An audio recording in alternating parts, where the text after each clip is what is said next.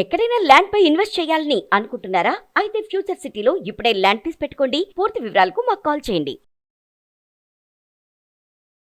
నమస్కారం. కార్తీక పురాణం 15వ రోజు పారాయణలోకి వచ్చాం. 15వ రోజు లెక్క ప్రకారం పౌర్ణమి అవ్వాలి, మనకి 14వ రోజే వచ్చేసింది కదా. మన ఈ పురాణంలో మాత్రం ఇది పౌర్ణమి రోజుగా చెప్పబడుతోంది. 15వ నాడు పౌర్ణమి అని. మనం సాధారణంగా ఏం చేస్తామంటే ఏదైనా కొన్ని 4 మంచి విషయాలు విన్నామనుకోండి, ఏ 4 మంచి విషయాలు విన్నా అందులో ఒకటైనా ఆచరిస్తాం. అందుకని తరచుగా మంచి విషయాలు వినాలని పూర్వం ఏం చేసేవాళ్ళు మన ప్రాంతాల్లో, ఏదైనా పండగ అంటే, ఏదైనా ఫంక్షన్ అంటే హరికథలు అవి వినిపించేవాళ్ళు. హరికథ కాలక్షేపం చేసేవాళ్ళు, బుర్రకథ కాలక్షేపం చేసేవాళ్ళు, మహాభారత ప్రవచనం జరిగేది, పాండవ ఉద్యోగ విజయాలు వినేవాళ్ళం, నాటకాలు వేసేవాళ్ళు, ఇవన్నీ జరుగుతుండేవి. వీటిల్లో నుంచి ఏదో ఒక బోధ మన చెవిన పడుతూ ఉండేది. ఇది ఇలా చేస్తే మంచిది, దీనివల్ల ముక్తి వస్తుంది, మోక్షం వస్తుంది, లేదా డబ్బు దశకం ఏమిటో వస్తాయి. ఏదైనా సరే మనకి ఏది కావాలో అది లభించాలంటే మనం చేస్తున్న సాధారణ క్రియాకలాపాలు, మన మానవ ప్రయత్నంతో పాటు దైవ సహాయం కూడా తప్పకుండా తీసుకోవాలని ప్రబోధించే ఎన్నో రకాల గాథలని, కథలని మనం అయాచితంగా ఏ ప్రయత్నం చేయకుండానే వినేవాళ్ళం. ఈ మానవులకు అలాంటి అవకాశం ఉంది కదా, వింటాం కదా. ఈ వినేటప్పుడు ఏం చేస్తాము, అందులో నుంచి కొంతనైనా మనం దాన్ని మన జీవితాలకి ఉపయోగించుకుంటాం. ఏదో యూట్యూబ్ చూస్తాం అనుకోండి, ఇప్పుడు అదే కదా మనం చెప్పుకోవాల్సిన ఉదాహరణ. ఈ పువ్వులతో పెట్టుకుంటే అది, ఆకులు పెట్టుకుంటే ఇది, ఈ కూర తింటే అదేంటో B12 వస్తుంది, ఇంకోటి ఏమిటో పులుసు చేసుకుంటే D6 ఏమిటో వస్తుంది. ఇవన్నీ వింటే ఒకటైనా గుర్తుంటుంది మనకి. ఆ ఒక్కటి చేస్తాం, అది మనకి ఉపయోగపడుతుంది. ఉపయోగపడని విషయాలు ఎన్నో వింటాం, ఎన్నో చేస్తుంటాం. కానీ వాటి మధ్యలో మన జీవితానికో, ఆరోగ్యానికో, ఇహపర సాధనకో ఉపయోగపడే ఏదో ఒక విషయాన్ని మనం వాడుకుంటూ ఉంటాం. ఈ ఋషులు కూడా అట్లా చేశారు చూడండి. మరునాడు అంటే కార్తీక పౌర్ణమి కావటం వల్ల 15వ నాడు నైమిసారణ్యంలోని మునులందరూ సూత మహాముని ఆధ్వర్యంలో వనభోజనాలు ఏర్పరచుకున్నారట. వనభోజనాలు ఇప్పటిదాకా వనభోజన హడావిడి మనం వినలేదు చూడండి. కార్తీకంలో మొదటి రోజు నుంచి వనభోజనాలు చేయొచ్చు, ఎప్పుడైనా సరే చేసుకోవచ్చు. ఈ వనభోజనాన్ని ఎలా చేసుకోవాలి అంటే, మనం ప్రత్యేకంగా బాగా చెట్లున్న వనంలో తప్పకుండా ఫలవంతమైన ఉసిరి చెట్టు ఉన్న చోట ఒక ఉసిరి చెట్టు ఉండాలి. ఈ కార్తీకంలో ఉసిరి చెట్టు ఇంపార్టెంట్, మనకు తెలిసిందే కదా. ఉసిరి చెట్టు కింద సాలగ్రామారాధన కానీ, విష్ణువారాధన కానీ, లేదా శివారాధన, లింగాభిషేకం కానీ నిర్వహించి సాటి వారందరితోటి కలిసి ఈ చెట్ల కింద ఒక కార్తీక వన భోజనాన్ని నిర్వహించుకోవాలి. ఇక్కడున్న మునులందరూ ఇంత పూర్వం ఎప్పుడు చేయలేదట, ఇంతకుముందు చేయలా. ఇప్పుడు ఏం చేశారు, ఈయన మన సూత మహాముని ఆధ్వర్యంలో వనభోజనాలు ఏర్పాటు చేసుకున్నారు. ఆయన చెప్పాడు కదా, ఇప్పుడు 10 రోజుల నుంచి రోజు మంచి విషయాలు చెప్తున్నాడు. మరి అవన్నీ వింటున్నప్పుడు ఏదో ఒకటి చెయ్యొద్దు, మనం కూడా అట్లాగే చేస్తాం కదా. ధాత్రీ వృక్ష సమితమైన చక్కటి ప్రదేశానికి చేరారు. ఎక్కడైతే ఉసిరిక చెట్లు ఉన్నాయో అక్కడికి వెళ్ళారట. ఒక ఉసిరి చెట్టు కింద చక్కగా శుభ్రం చేసి, గోమయంతో అలికి, పంచవర్ణాలతోటి ముగ్గులు పెట్టి, పంచపల్లవాలతోటి కలశాన్ని ఏర్పరిచి, కార్తీక దామోదరుడుగా ప్రఖ్యాతుడైన శ్రీహరి ప్రతిమని, చతుర్భుజుడైన విష్ణు ప్రతిమని ఏర్పరిచారు. వీళ్ళు సాలగ్రామ ఆరాధన చేసినట్టు కనిపించట్లేదండి, అట్లా చెప్పల. సాలగ్రామ ఆరాధన చేయలే, మట్టితోటి విష్ణువు యొక్క ప్రతిమని తయారు చేసుకున్నారు. ఉసిరికలతోటి హరిని పూజించారు. ధాత్రీఫలం సమర్పయామి అన్నారనమాట. అంటే అన్ని రకాల అర్చనలు ధాత్రీఫలంతోటే, ఉసిరికాయతోటే చేశారు. తర్వాత ఏం చేశారు, గోవిందనామస్మరణతోటి వనభోజన సమారాధన నిర్వహించారు. మామూలుగా మనం వనభోజనాలకు వెళ్తామా, అందరూ కబుర్లు చెప్పుకుంటూ ఉంటారు, మధ్యలో ఏమిటది రకరకాల ఆడతారు, తంబోలా ఆడ్డాలు, ఇవన్నీ ఆడుకుంటారండి. ఈ మధ్యలో ముఖ్యంగా చేయవలసింది వనభోజనాల్లో దామోదర ప్రీతి కోసం గోవిందనామస్మరణ. చక్కగా ఎవరన్నా దేవుడికి సంబంధించిన పాటలు పాడడము, పద్యాలు పాడడము, శ్లోకాలు పాడడము, భోజనకాలే గోవిందనామస్మరణ, గోవింద గోవింద అనటం, అలాంటిదైనా చేయాలి. మనం వెళ్ళాం కదా అని మన వస్తువులు ప్రదర్శించుకోవటము, తర్వాత మనం కబుర్లు చెప్పుకోవటము, వ్యాపార సంబంధాలు విస్తరించుకోవడానికి కాదండి వన సమారాధన. భగవత్ ప్రీత్యర్థమే కార్తీకంలో వన సమారాధనలు చేసేవాళ్ళు చేస్తున్నారు, చెయ్యాలి కూడా. అందరూ కలిసి చాలామంది మనకు పేపర్లలో కూడా కనిపిస్తుంటాయి, వైశ్యుల కార్తీక సమారాధన ఇలాంటివి పెడతారు. ఆ సమారాధనలు చేసినప్పుడు భగవన్నామస్మరణతోటి సమారాధనని పూర్తి చేసుకోవాలి. వీళ్ళందరూ ఏం చేశారు, నా గోవిందనామస్మరణతోటి వనభోజన సమారాధన నిర్వహించారు. అందరూ చక్కగా భోజనాలు చేశారు. చేసిన తర్వాత సాయంకాలం తదనంతర విధులన్నింటినీ నిర్వహించుకుని సాయంకాలము సంధ్యావందనాలు పూర్తి చేసుకున్న వాళ్ళే తులసి బృందావనాన్ని ఏర్పరచుకున్నారు. ఉదయమేమో వీళ్ళు మునులందరూ కలిసి కార్తీక సమారాధన నిర్వహించారు.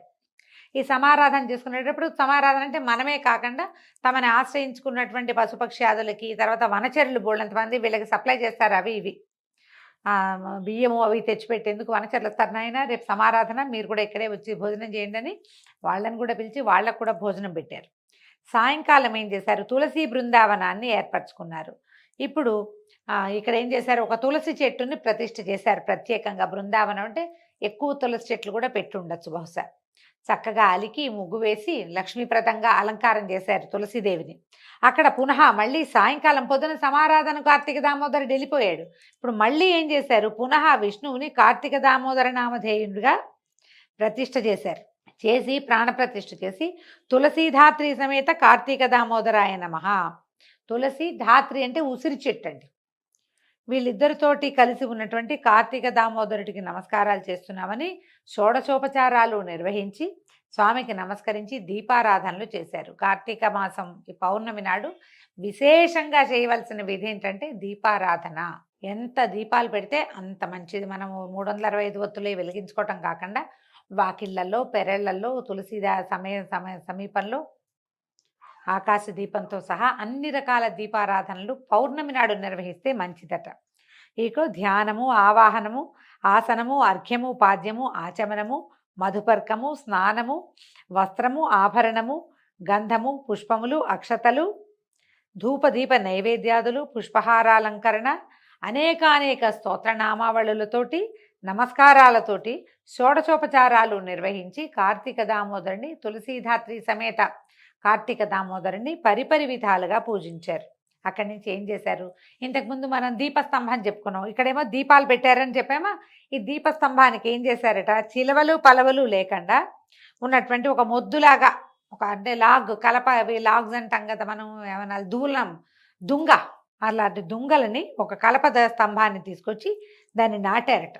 నిలబెట్టడం కాదు, కొంచెం భూమిలో తవ్వి దాన్ని నాటారు. నాటి దాని మీద ఏం చేశారు, శాలి వ్రీహి ధాన్యము తిలాదు, శాలి వ్రీహి ధాన్యాలు, శాలి ధాన్యము వ్రీహి ధాన్యము ఈ రెండింటిని పోసారు. దాని మీద ఒక మధ్యలో నువ్వులు పోసి, నువ్వుల మీద ఆ పైన ఆవు నేతితో దీపాన్ని వెలిగించి శ్రీహరికి పరమప్రీతితోటి అర్పించారు. దీపస్తంభం ఇప్పుడు మనం ఏం చేయొచ్చు, కార్తీక పౌర్ణమి నాడు వాకిట్లో చక్కగా ఇంత పొడుగాటి దీపారాధన కుందిని వెలిగించి ఆవు నెయ్యి పోసిన తర్వాత ఒత్తులు వేసి, ఎప్పుడునండి మొదట ఒత్తులు వేసి తర్వాత నెయ్యి నూనె పోయకూడదు. నిండుగా సాధ్యం త్రివర్తి సంయుక్తం అన్నారు. మొదట ఆజ్యం నింపి దాంట్లో అప్పుడు ఒత్తులు వేసుకోవాలి. ఈ ఒత్తుల్ని అప్పటికప్పుడు వేస్తే ఒక్కొక్కసారి వెలగవండి, కొరుక్కుపోయినట్టు అయిపోతాయి. దానికి ఏం చేయాలి, అసలు ఈ కార్తీక మాసం అంతా కూడా మనం ఒత్తుల్ని ఏదైనా ఒక డబ్బాలో పెట్టి చక్కగా ఆవు నెయ్యి కొంచెం కరగనిచ్చిపోయటమో లేకపోతే నూనె పోసి ఒత్తుల్ని నానబెడితే చక్కగా నిలబడి కాలుతాయి, ఆహుతి కూడా అవుతాయి, వెలుగుతాయి ముందు వెంటనే. మనం ఏం లేదు, కొసలు మలిపి వేసేసుకోవడమే. నూనెలోంచి నూనె బాగా నిండుగా పోయకూడదు, తడిసేలాగా పోయాలి. ఎక్స్ట్రా ఉన్న నెయ్యి అవి నానిపోయాక ఎక్స్ట్రా ఉన్న నూనెను వంచేసుకుని మన పెద్ద డబ్బాలో పోసేసుకుంటే ఈ నూనెతో లేదా నేతితో తడిసిన ఒత్తులు చక్కగా వెలుగుతాయి. మనం 365 ఒత్తులు వెలిగించేటప్పుడు కూడా ఇదే పద్ధతిని అవలంబిస్తే చక్కగా వెలుగుతుంది. అప్పుడు ఏం చేశారు, ఆవు నెయ్యితోటి దీపాన్ని వెలిగించి శ్రీహరికి సమర్పించారు. ఆ తరువాత ఆ వెన్నెట్లో ఆ దీపాల వెలుగులో శ్రీహరి సన్నిధిలో కూర్చుని వీళ్ళందరూ కార్తీక మాసం మొదలుపెట్టిన రోజు నుంచి తాము చెప్పుకున్న స్కాంద పురాణాంతర్గతమైన విశేషాలు ఏమిటది, కార్తీక సోమవార వ్రతము, కార్తీక పౌర్ణమి స్నానాది పుణ్యసంచయ కథాస్వరూపాలైనటువంటి తత్వనిష్టోపాఖ్యానం. తత్వనిష్ఠుడనే బ్రాహ్మణుడు, ఆయన 3 బ్రహ్మరాక్షసులు వెంబడబడ్డము, పడితే ఆ 3 బ్రహ్మరాక్షసులకి ఆయన ఎట్లా మోక్షాన్ని ఇచ్చాడు. తర్వాత ఏమో నిష్ఠురి కథ, కుక్క జన్మ ఎత్తిన ఒక స్త్రీకి కైవల్యాన్ని ప్రసాదించిన ఒక బ్రాహ్మణోత్తముడి కథ, ఆ కథా విశేషము. తర్వాత శత్రుజిత్తోపాఖ్యానం, శత్రుజిత్తు కథ. ఆ తర్వాత వనభోజన మహిమ, ఎట్లా అడవుల్లో ఈ మన వనభోజనాలు చేస్తే తోటల్లో, దొడ్లల్లో, పెరళ్లలో, చెట్ల కింద భోజనం చేయటం, దాని గురించి దాని గొప్పతనము. తర్వాత దేవదత్తుని కథ, తర్వాత అజామిళోపాఖ్యానం. ఒట్టి నారాయణ నామస్మరణతోటే విష్ణు పార్షదులు వచ్చి అజామిళుణ్ణి తీసుకెళ్లారని చెప్పుకున్నాం. ఆ కథని పదే పదే తలుచుకున్నారు. ఒట్టి నామస్మరణతో భగవంతుడు ఎంత దయామయుడు. అయితే ఒట్టి నామస్మరణ చేస్తేనే మనకి వచ్చేస్తుంది ఆ కైవల్యం అంటే అలా రాదండి. దేశకాల పాత్రతలు ఉన్నాయి ప్రత్యేకంగా. మనం ఎక్కడుండి పిలిచాము, ఏ సమయంలో పిలిచాము, మనం పిలిచినప్పుడు కాలం ఎలాంటిది, దానిని బట్టి మనకి మోక్షం వస్తుంది. అదే అజామిళుడి కథలో చెప్పబడింది. తర్వాత మందరోపాఖ్యానం, ఏలికగా పరిణమించినటువంటి ఒక బ్రాహ్మణ యువకుడి కథ. తర్వాత శృతకీర్తి ఉపాఖ్యానం. ఈ కథలన్నిటినీ తలుచుకున్నారు. అన్నిటికంటే అత్యంత విశేషమైనది, అత్యంత పుణ్యఫలప్రదమైనది అయినటువంటి అంబరీషోపాఖ్యానం. ఎంతటి మహాభక్తుడు! ఆయన ఏం చేశాడు, ఈ అంబరీషుడు తన తాలూకు ఈ ఏకాదశి వ్రతం వల్ల ఎట్లాంటి వాళ్ళ సరసన చేరాడంటే ప్రహ్లాద, నారద, పరాశర, పుండరీక, వ్యాసాంబరీషులతో పాటు చేరాడు. అక్కడున్నాడు. ప్రహ్లాదుడు మహాభక్తుడు, మనకు తెలుసు, భగవంతుడి సాక్షాత్కారం పొందినవాడు.